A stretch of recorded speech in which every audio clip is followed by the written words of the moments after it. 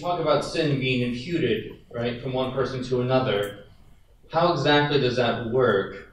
What's the physical parallel to it? I mean, you can just say that sin has been imputed from us to Christ, but how does that actually work? How can he be held responsible in the same way that an employer is held responsible for his employees? And second point that I kind of want to juxtapose with that, you can answer either one of these as fully as you want.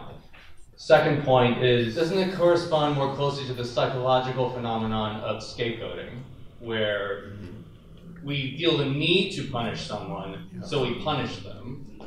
Doesn't it need a deeper-seated need rather than the legal concept of liability? Right. The second question is easy to answer. No, it's not at all psychological.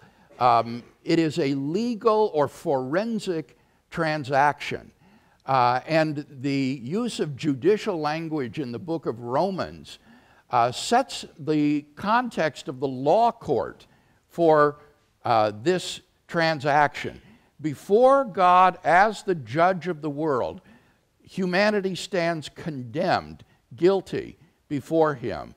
But Christ provides a means of obtaining a divine pardon.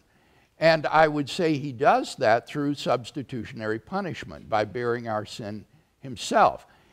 Imputation, or vicarious liability in the law, is a legal transaction or a judicial transaction that takes place in the context of a court.